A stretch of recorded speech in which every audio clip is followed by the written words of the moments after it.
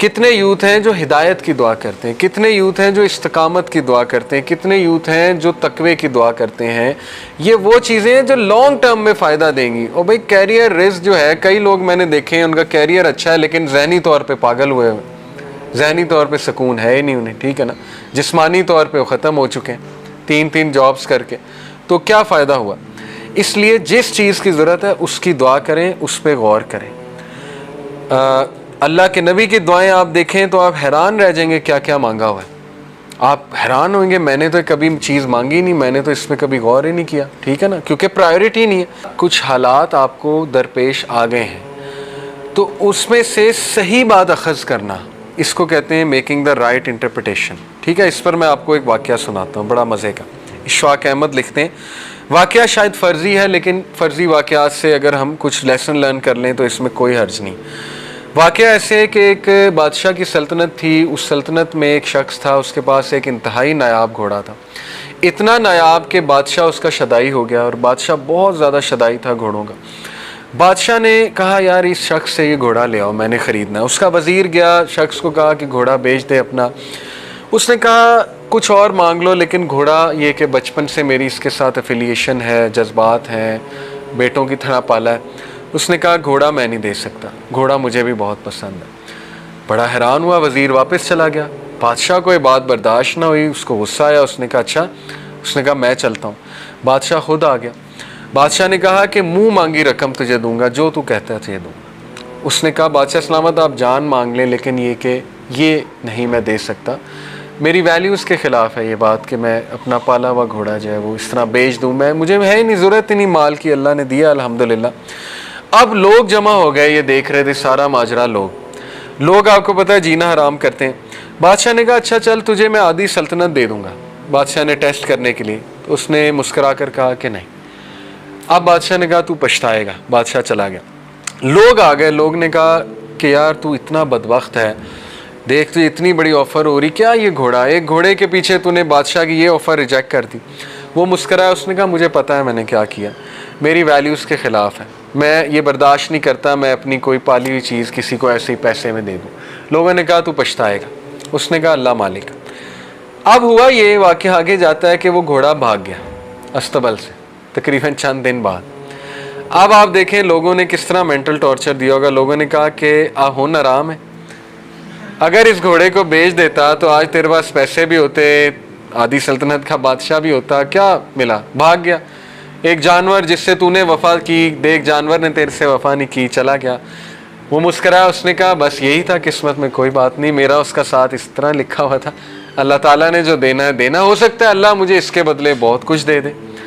अब हुआ ये मज़े की बात, लिखने वाले लिखते हैं कि वो घोड़ा अपने पीछे 12 घोड़े ले आया जंगल से।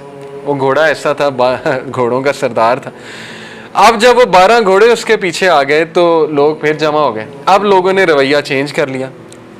बताने का मकसद पता है क्या राइटर का, कि लोग चेंज होते हैं वाक़यात के मुताबिक, हालात के मुताबिक। एक वाक़ये को पकड़ के ना पूरी लाइफ को पेंट कर देते हैं। अब लोगों ने कहा अच्छा तू तो बड़ा अक्लमंद है, तूने तो इसको ट्रेन किया हुआ था, हमें तो पता ही नहीं, असल में तू 12 घोड़े और लाना चाहता था ताकि एक की बजाय 13 घोड़े बेचें और तुझे ज़्यादा माल मिले।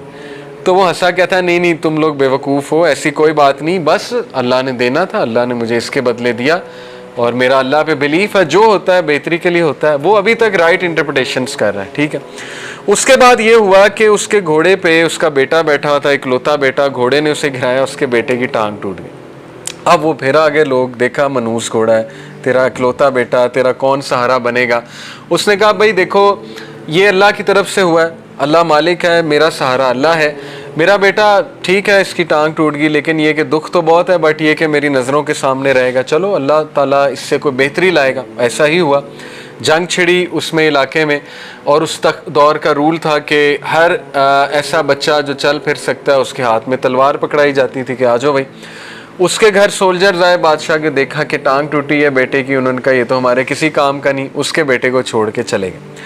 अब लोग फिर आ गए, कहते तू बहुत खुशकिस्मत है, तेरा बेटा तेरे पास है, लखते जिगर हमारे बेटों को ले गए, रोने लग गए, ये वो हमारा क्या बनेगा, ये वो। उसने कहा आई हैव हैड इनफ, तुम लोग एक नंबर के बेवकूफ़ हो, और तुम लोगों का मसला ये है कि ज़िंदगी में कोई एक हादसा होता है तुम उसको पकड़ के कंक्लूजन पे पहुंच जाते हो और पूरी लाइफ पेंट कर देते हो, जबकि हर मकसद हादसे का एक मकसद होता है। मैंने क्या किया ये मुझे पता है, उसकी सेल्फ अवेयरनेस बहुत हाई थी कि मैं ये नहीं कर सकता काम, अल्लाह देगा। अल्लाह ने मुझे नवाजा भी है, एक हादसे से भी गुजारा, एक्सीडेंट से। अब वो घोड़े को ब्लेम करने लग जाता, ये दुख पकड़ने लग जाता कि काश मैं ये घोड़ा बेच देता तो आज मेरे बेटे की टांग ना टूटती। फिर तो वो मारा गया, फिर तो उसने आगे भी नहीं चलना, ना वो बच्चों को प्यार दे सकेगा। तो मसला ये है कि हम लोग एक पास्ट के वाक़े को ब्लेम करते रहते हैं कि यार इसकी ना बदवा लग गई हो, इसकी वजह से ना हो गया हो, इसके साथ मैंने ऐसे किया था, ये ना हो गया हो, वो ना हो गया हो। तो अल्लाह तो कब का माफ़ कर चुका है, लेकिन आप खुद अपने आप को माफ़ नहीं कर रहे। असल बात ये है, अल्लाह से तो आपने तभी माफ़ी मांग ली थी, और अल्लाह तो कहता है मुझसे माफ़ी, और उस बंदे से भी ऐन मुमकिन है आपने उसके हक़ में भी दुआ कर ली होगी, उससे भी माफ़ी मांग ली होगी, लेकिन इंसान खुद अपने आप को माफ़ नहीं करता। तो फिर ये कि ऐसा बंदा ना खुद खुश रहता है ना दूसरों को खुश रहने देता है। इसलिए राइट इंटरप्रिटेशंस, देखिए मैं आपको हमारी मिसाल देता हूँ। अभी रिसेंटली आपको पता है कि यूथ क्लब के ख़िलाफ़ एक वेव चली, बहुत से लोगों ने क्लिप्स बनाए, बातें की, हमें बहुत दुख हुआ। अपने ही दीनी लोगों की तरफ से जब ऐसी कोई चीज़ आती है ना कि बग़ैर सोचे समझे वो एक हमारे ख़िलाफ़ मुहिम शुरू कर दें, वेव निकालना शुरू कर दें, बहुत दुख होता है। लेकिन राइट इंटरप्रिटेशन ये है कि यार अगर 2 ने हमारे ख़िलाफ़ बनाई तो 10 ने दुआएं भी तो दी ना, 10 ने फेवर में भी तो बोला ना। अगर उन 2 पे ही दुख लेकर बैठ जाएं, उन 2 पे ही हम रोना पीटना शुरू कर दें, तो हम तो आगे कभी नहीं बढ़ेंगे। तो होता क्या है कि शैतान आपको सिर्फ वो 2 चीज़ें दिखा रहा होता है कि ये